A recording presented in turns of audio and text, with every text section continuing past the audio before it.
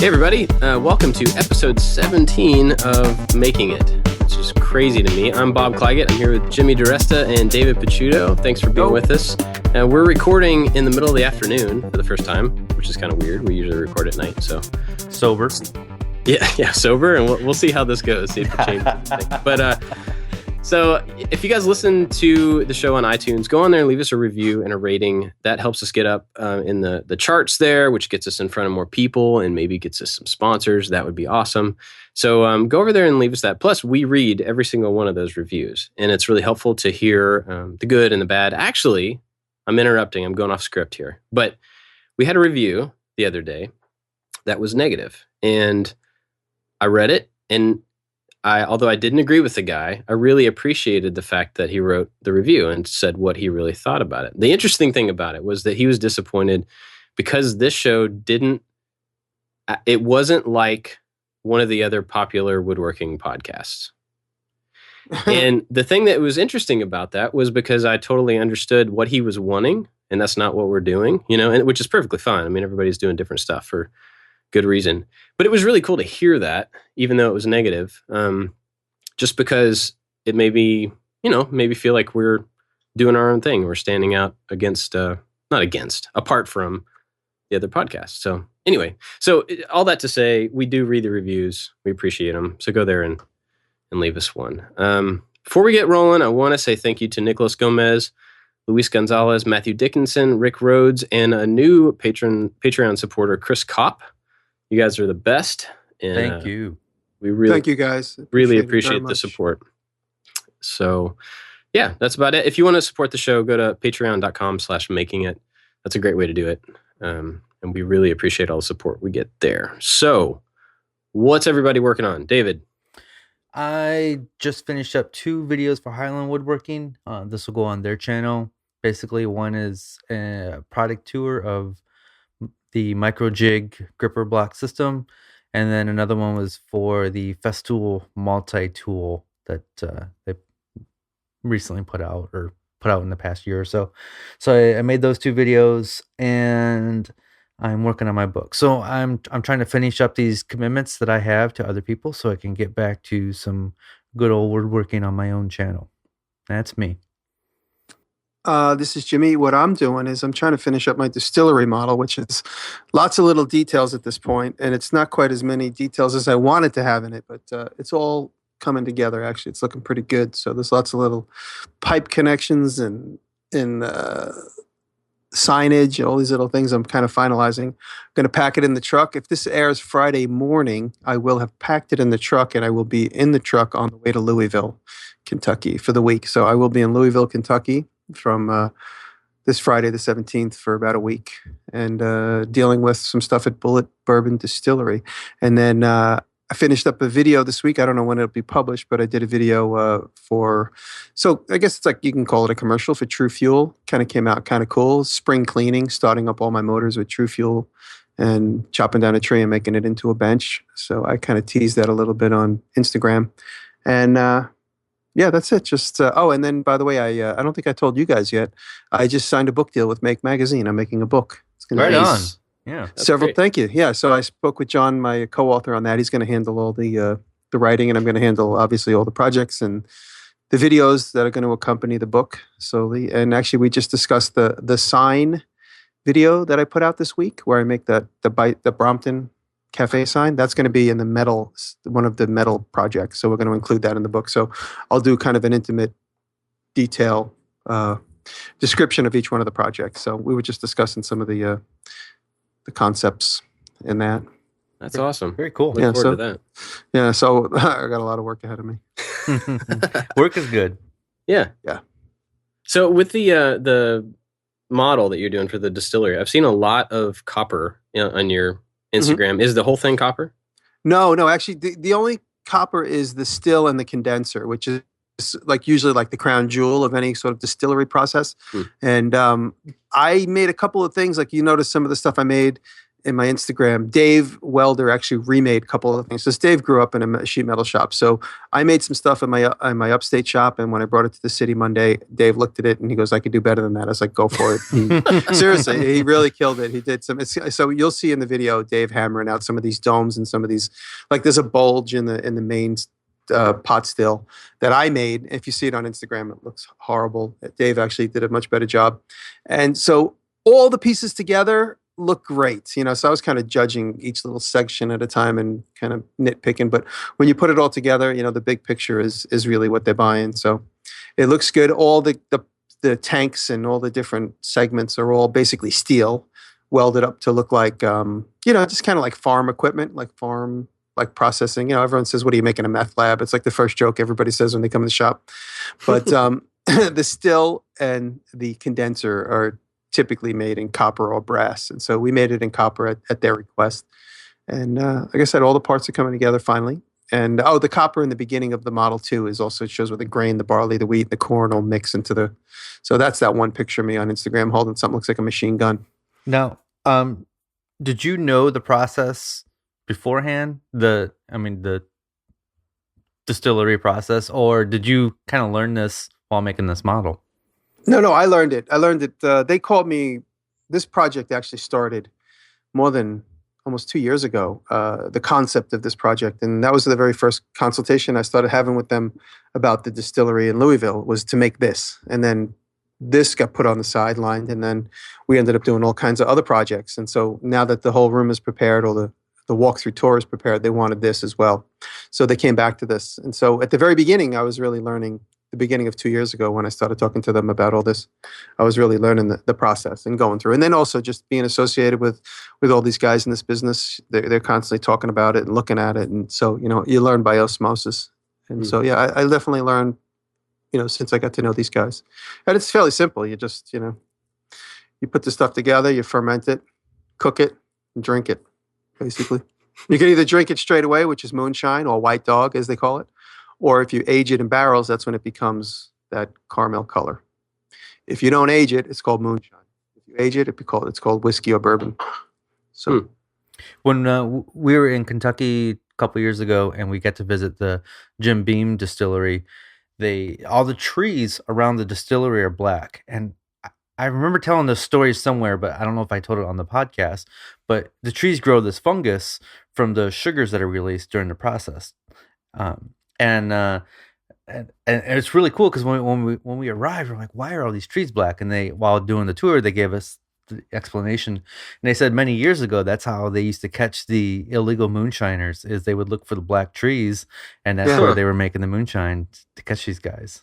Yeah, Distillery Mole. That's what it's lately been called. That's crazy. I grew up in Kentucky, in that area, right? Like 20 minutes from that.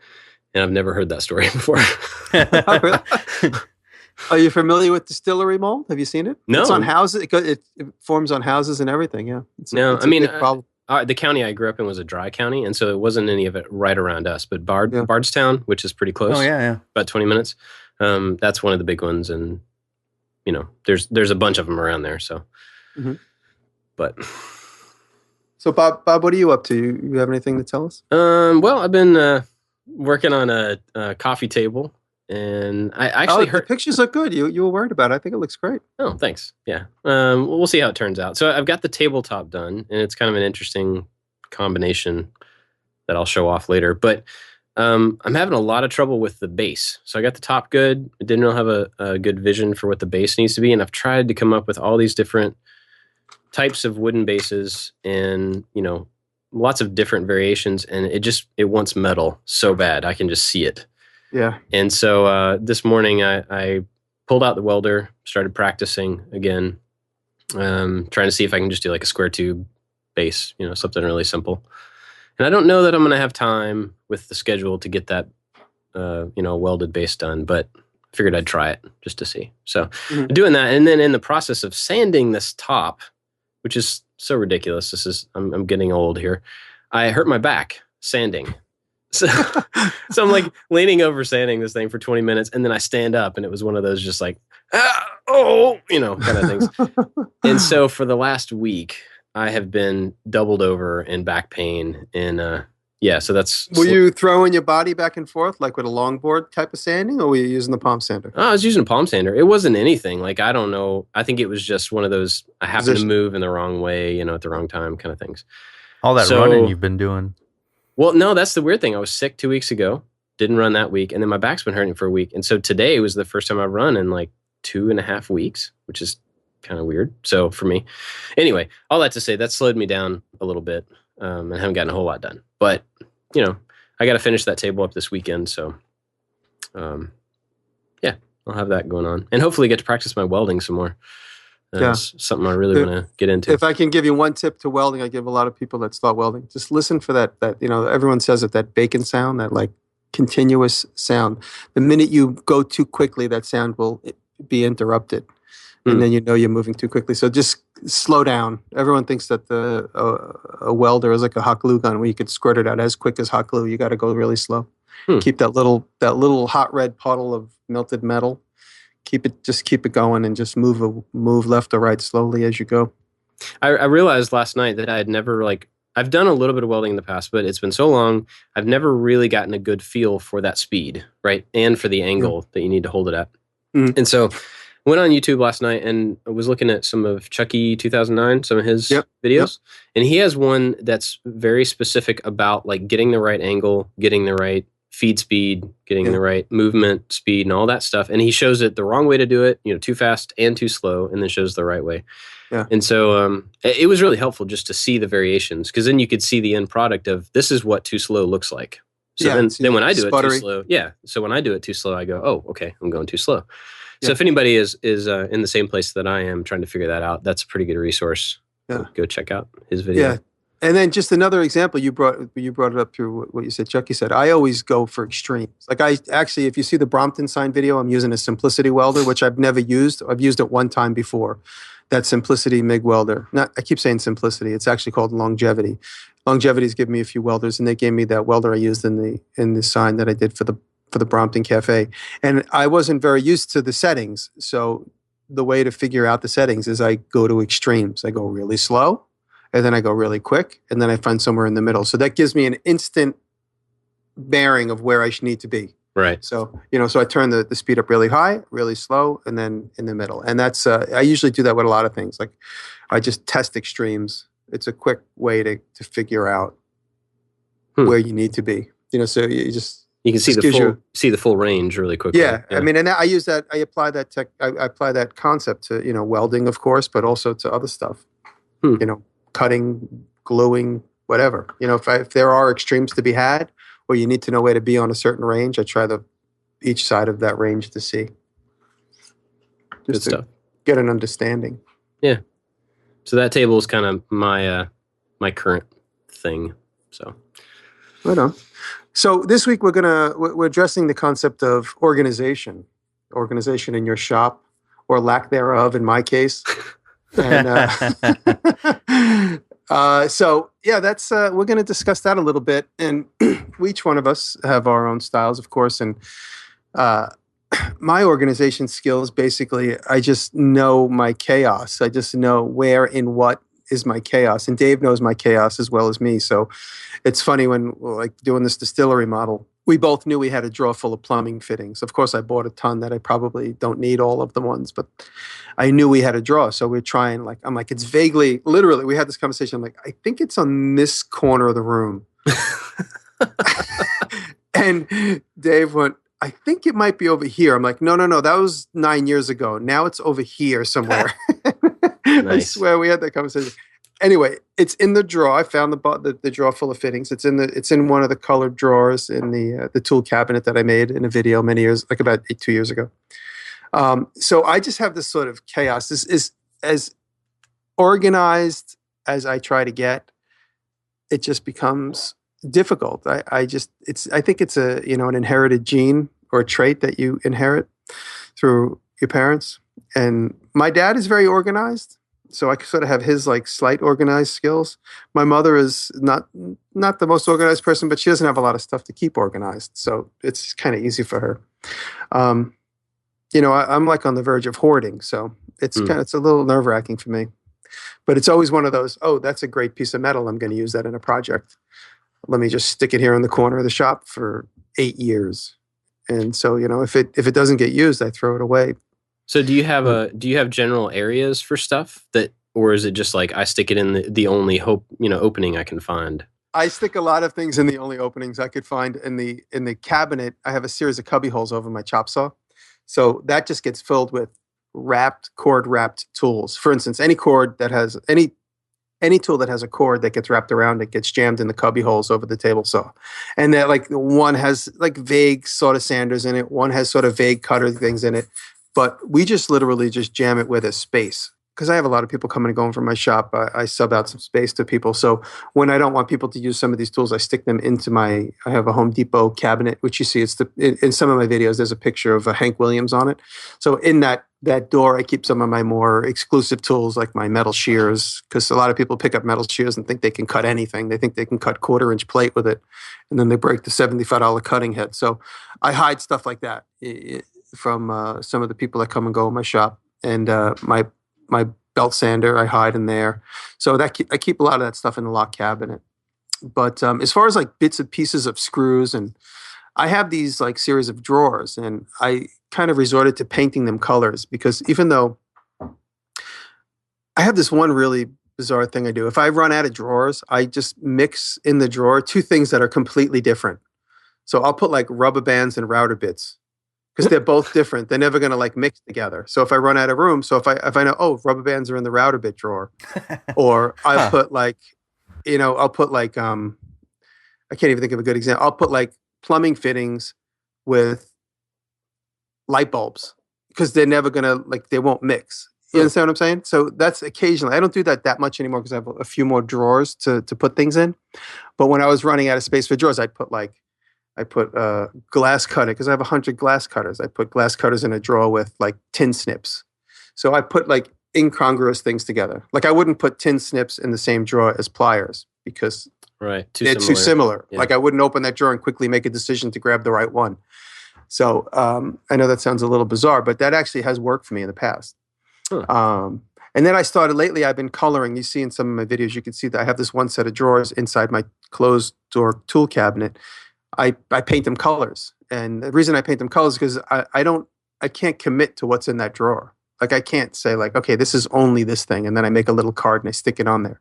I'm like, the middle drawer, third one down, I think it's purple. That's like what I'll tell somebody else. That's where the drill bits are in that drawer, or the plumbing fittings are in this drawer. It's the white one on the left side. So by painting the face of drawers colors, that gives me like a visual memory to know that like what's in that drawer. So yeah, I'm trying a couple of crazy different things. And then actually one of the projects I'm going to do for the Make magazine book is a set of kind of old timey drawers, kind of like a card catalog. I built something similar for a Johnny Walker client a few months back, but this one's going to be exclusively for like my Bridgeport equipment. Lots of end mills and drills, and a couple of bigger hand tools like calipers and stuff. So that's going to be a project. So that'll be good. That's going to be for my upstate shop, but I will build that probably in New York. So I guess the end of all my ramblings is I like drawers. It's a good way to organize small stuff. Now, what about like things that you burn through a lot? So like, bits and things are things that you keep and you replace them as needed. But what about if you have a huge variation of different types of screws, nails, consumables? That's a good question. Actually, I have this bag. It's like I think it's called a parachute bag. I bought it at a flea market. A lot of people ask me where I got it, and it's got like these pie shapes in it, and each pie is a different size screw. So going from where the label is what I tell everybody. I'm like, starting at the label, that's 1.25 inches. So if you go around the bag, starting from 1 inch, 1.25 inches, 1 5/8, 2 inch, 3 inch, and 4 inch. That's how the bit. So when you see that parachute bag on my table, that's how I have just regular sheetrock screws organized. I used to have cans of them, and so since I got that, I only carry that now. Like if I'm going on a job, I'd say to Dave, grab the screw bag, and the screw bag has that many selections in it. So that's a great resource. If you guys could find that. Everyone thinks I made it, but I bought it at a garage sale for like $2, and it was in brand new condition. And I don't even know what the brand name is on it. I could probably put it in the show notes. I actually do something really similar for those.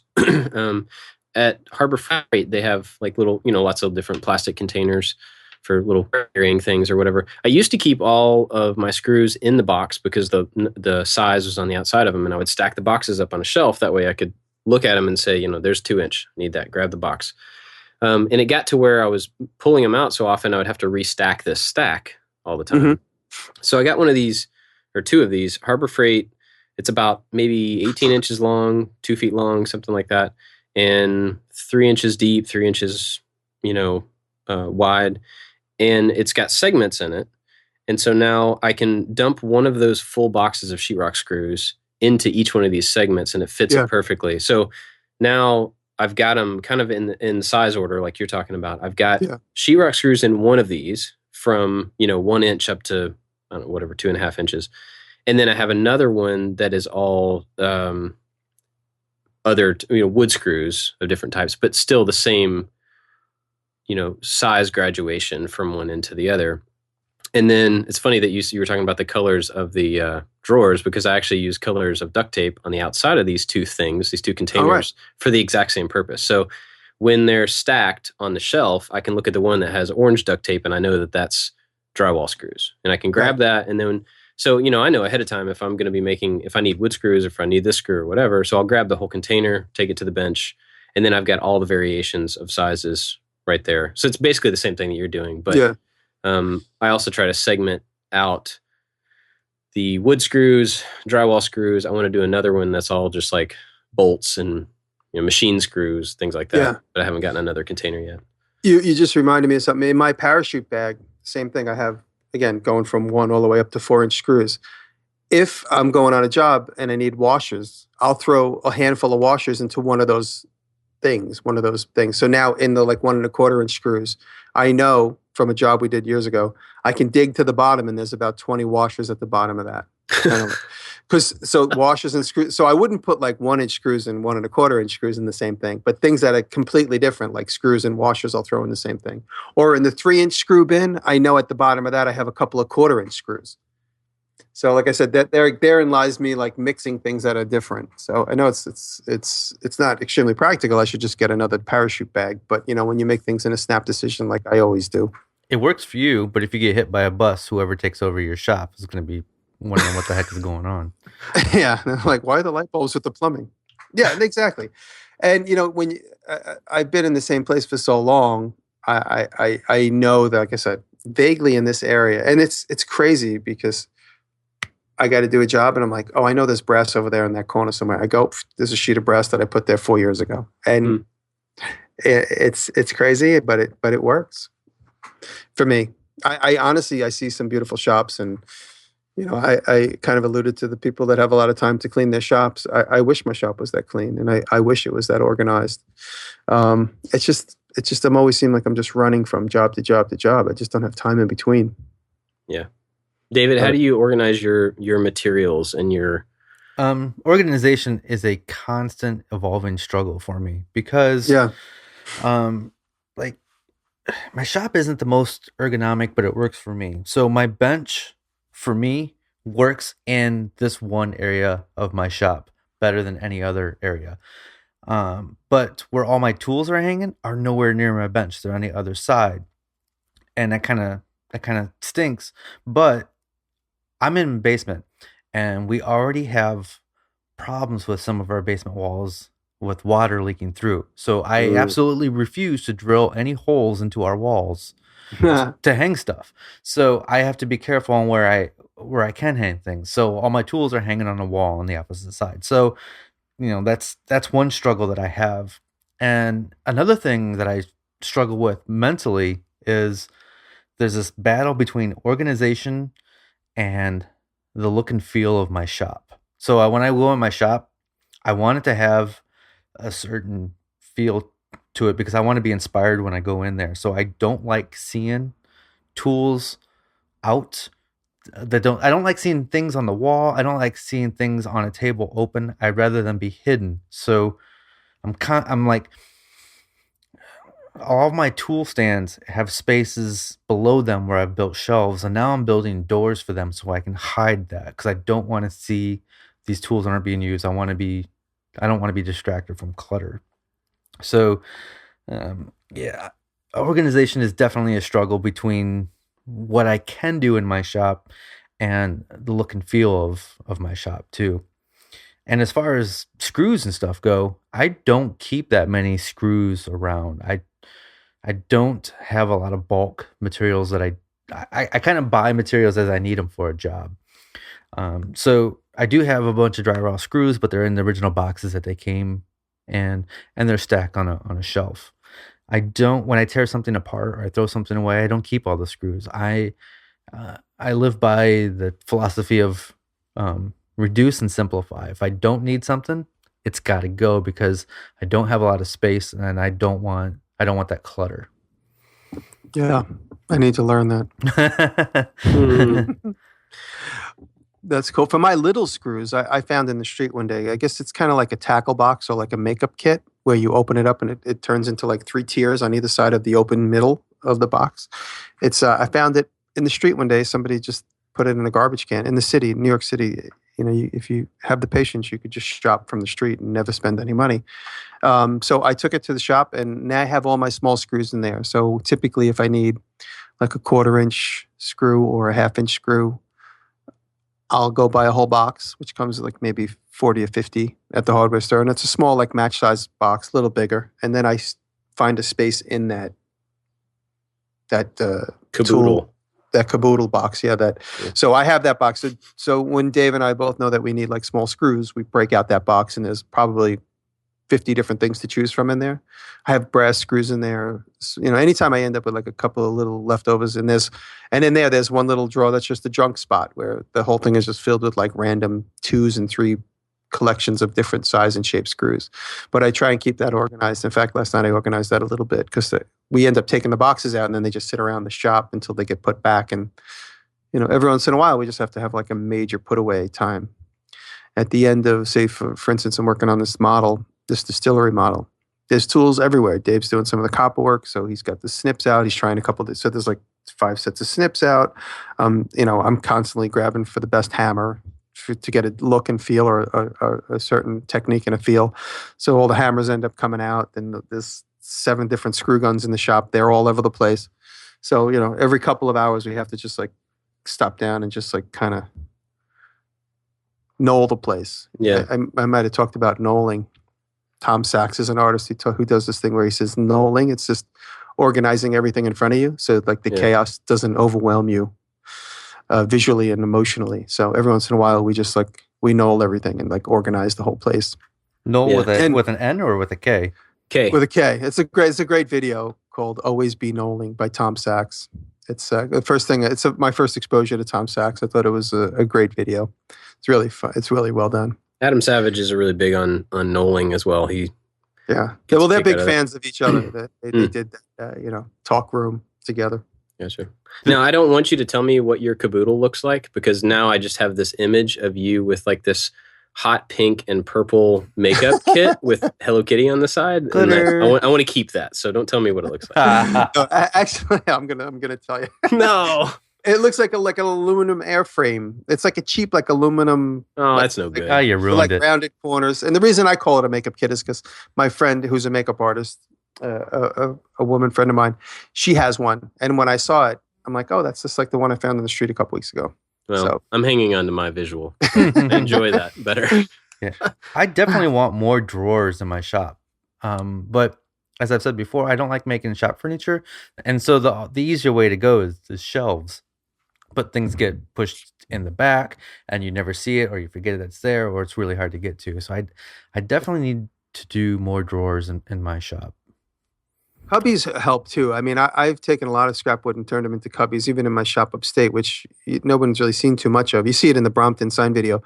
But I have a series of cubbies, and cubbies are great because you could just dedicate a cubby to like different tins of screws, different, this cubby's all dedicated to glues. This cubby's dedicated to my circular saw and some of its accoutrements like the wrenches and the extra blades. So having cubbies is good too. So you make a series of shelves and then you put like 12-inch dividers every 12 inches. Mm-hmm. And that helps organizing too. I mean, I got the cubby concept from my dad when we were kids. He was always making like series of cubbies to like put up, like if we had like an empty space in the ceiling, he'd make like an 8-foot long 12 by 12 by 12. So it's be 12 inches by 12 inches by 8 feet long, and then you'd break it into 8 cubbies. So I think I would like to do the cubby thing as well. That's a great idea. But I want a dedicated spot for everything. Like my drill goes here and this goes here.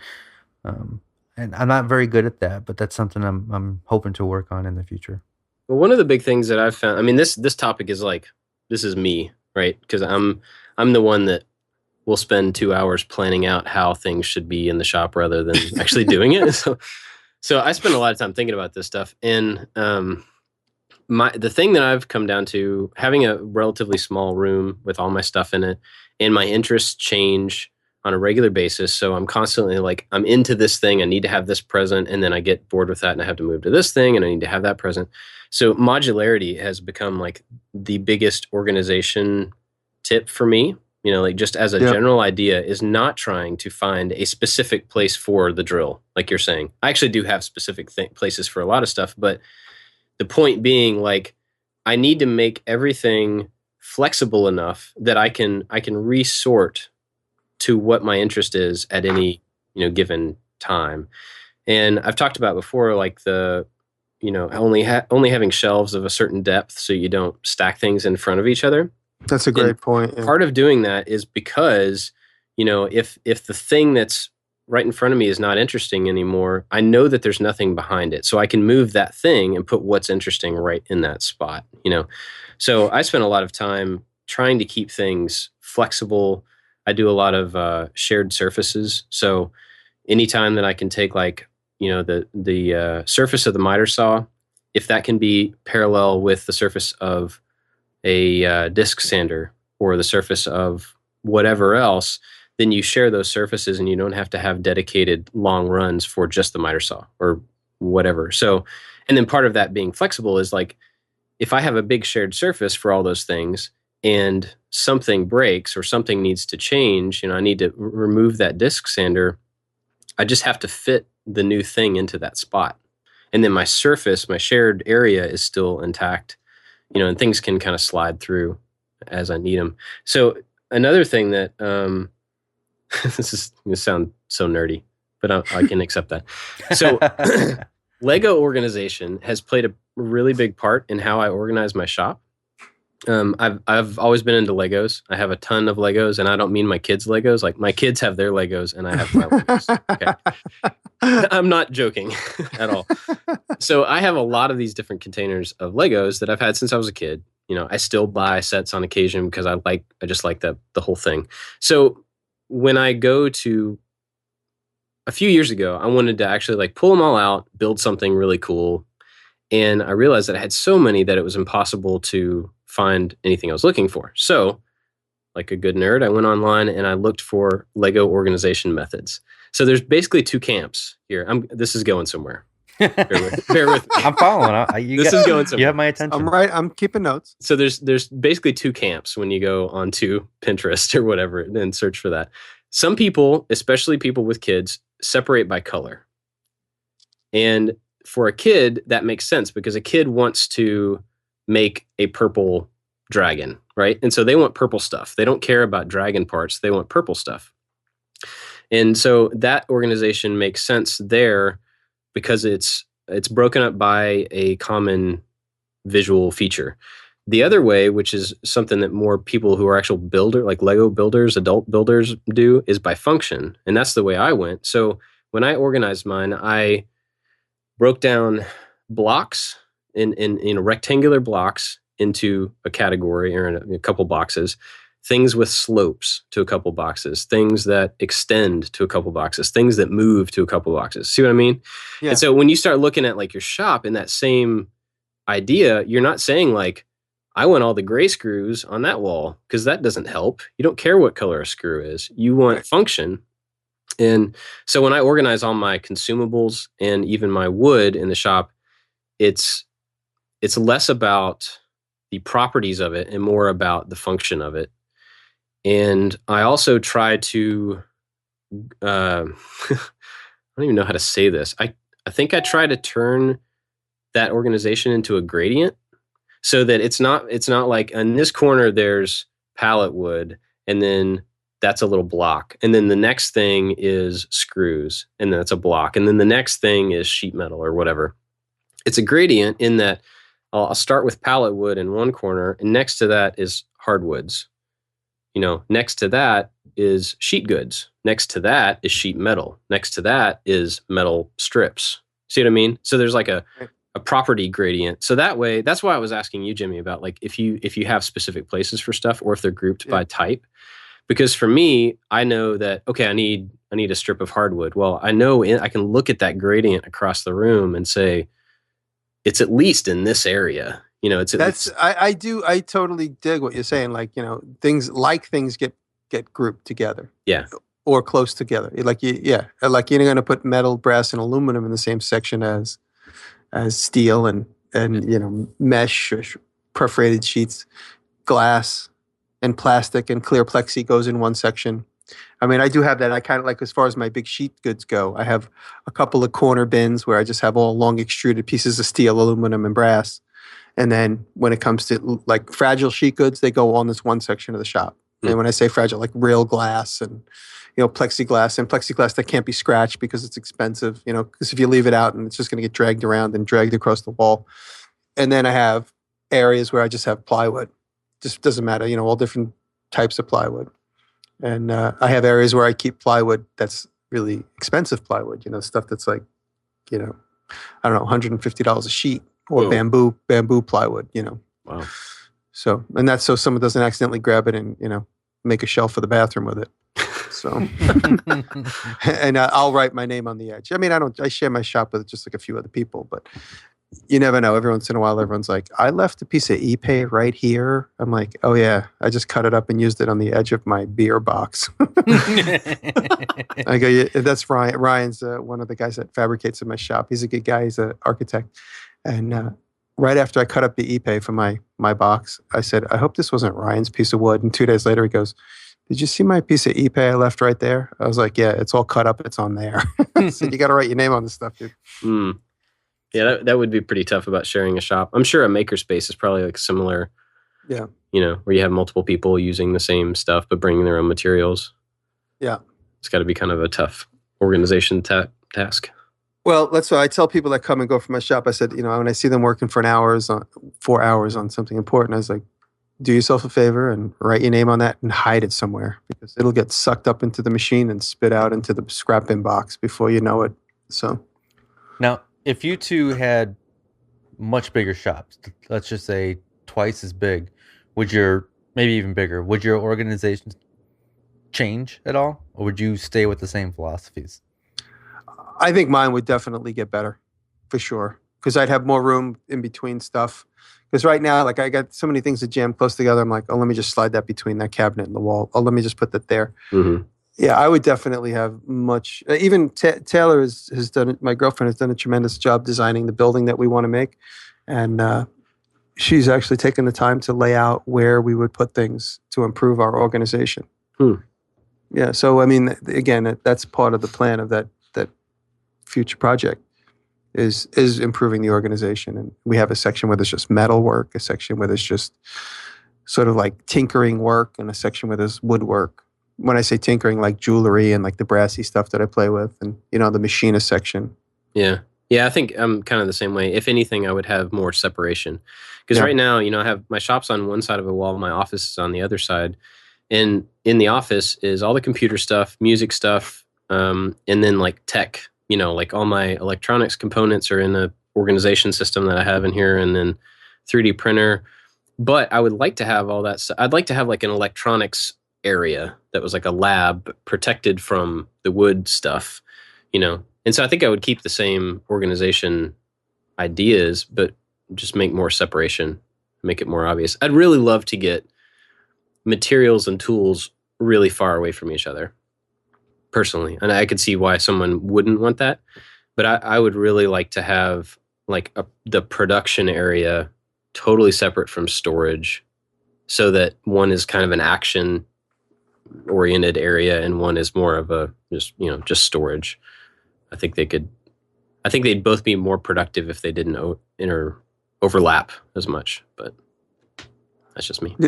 Yeah, well, I have the luxury of having like this like kind of separate room, and I kept my CNC and computer in there, Hmm. so that actually it's good too because if I have things to do, I could focus and concentrate on the files that I need to set up because it does take a certain level of concentration to make sure you're setting up things correctly. So I do that away from everything else, and that's also just so the computer doesn't get loaded with dust. How would But yours? Sorry, I was say, David. How would yours change if you? I think I would make it a little bit more ergonomic. So when I eventually move into a different space, I can have my tool wall near my bench where it's supposed to be. I would have, and I think I would have different stations. Like this is, the table saw, bandsaw, workbench is all right here, and maybe my future shop there's going to be maybe more metalwork, so there'll be stations over there. I mean, I'm pretty lucky with the size that I have now. It's just really hard to be organized when I don't want to drill into the concrete walls. And my biggest space issue is actually filming because the tripod of a camera, the footprint of that is so huge, and there's just no room to put it anywhere. So I would still have everything closed off with doors or drawers, just so because I don't want to see all those distractions. And I think I would still want everything to have its place where it belongs. But I think I would just make my shop more ergonomic if I had more space. David, on your walls, if you wanted to commit to, say, for instance, putting up like a 4x8 sheet of plywood, have you considered that? Just like screwing a 4x8 sheet of plywood to the wall? Then this way you only have to worry about, say, 4 or maybe 5 anchors. And then you could take that whole 4x8 sheet of plywood and lay it out as like a battle board of tools. Yeah. And not stick it in the wall. I have thought about it. I kind of want, and that's a great idea. I would want to make the walls removable because I need to get back. Like once a year, we're painting our basement walls with that water sealer because they're white and you can see like the yellow and seeping through, and so I need to be able to remove those walls to get to them, make sure there's no moisture sitting on them, and to just the yearly rehab we have to do. You know what? To that thought, some of the shelves in my shop, you don't really see them too much. I guess they're right behind the radial arm saw that I never use. Both of those are on really antique old foundation walls. It's just stacked stone. My building's got to be made like in the 1890s maybe, and the foundation is literally stacked stone. And I could not find a legitimate spot to put screws in. So what I ended up doing is I took these two shelves and I basically put them on stilts that kicked away from the wall. So they want to fall over, but they want to fall over into the wall. Mm-hmm. So it has these kind of shallow stilts that are nailed to them that kind of stick out a little bit at the bottom. Yeah. I think IKEA or one of these companies makes like a set of shelves that do that. It looks like a ladder leaning on the wall. And so I did that with the set of shelves. So it has like the weight. The more weight I put on it, the more it wants to stay against the walls. This is the point I'm making. So, I mean, that's a consideration too. So you just basically make these battle boards on crutches that lean on the wall. So you could move them if you needed to. You could also put hangers on the back of the sheet of plywood like he's talking about. So you do the anchors, they're permanent. And then just put a hanger on the back of the plywood that you could lift it off when you go to paint. Mm-hmm. And that would give you an offset from the wall in case moisture did come through too. All great ideas. Yeah. Cool. We're helping people. That's what we're doing. We're helping David. Thanks, guys. If you guys want to come over in about 2 weeks and actually help. No, that's all right. All right. Well, that all being said, I definitely need what Dave and I have been talking about. For my birthday, my girlfriend got me a new chop saw, so I need to reorganize that whole area just to make it fit. I got it in there today temporarily, but we need to reorganize quite a few things. So once work dies down and I get back from Louisville, we're going to tear apart a couple sections and rebuild them. So make them out of Legos. that would be fun and really expensive. So this was a good discussion for me. It gets my creative energy flowing in the right direction. Thank you, guys. Well, I'm sure a lot of people have other really good ideas. I mean, everybody's shop is different. Everybody's into different things. So if you guys are listening and you want to give us some of your organization ideas, share them with other people, that would be awesome. So you can do that on Twitter at Making It Podcast or at makingitpodcast.com. You can leave, comments under the post there, or there's lots of ways to get in touch with us on Facebook, all that stuff. So let us know how you organize I would at least love to hear it. It sounds like it would be helpful for all three of us. Yeah. So, yeah, I guess that's it for today. Where can we find out about everybody? David? You can find me at drunkenwoodworker.com, and that's where that will link out to all my social media and blog and videos and all that. So drunkenwoodworker.com. You could get me at jimmydiresta.com. My good dear friend, their studio is Jaeger Sloan, YAGERSLOAN.com. They are working on my website. Doug and Sloan are doing a bang-up job, and I just wanted to thank them. They're redoing my site, tweaking it, and we're going to add the store very soon. Awesome. So shout out to them. Great. Well, all my stuff's at ILikeToMakeStuff.com. Don't forget, if you're going to be in the California area, guys, in the middle of next month, all three of us are going to be out there at Maker Faire. And we're currently talking about doing some sort of a talk on stage or something. We don't have all the details yet. But anyway, we'll be out at the fair. We'd love to meet you guys. So if you're out there, come up and say hi, find us and all that. So Thanks for listening, everybody. We'll see you next week. Later on. Thank you all. Bye.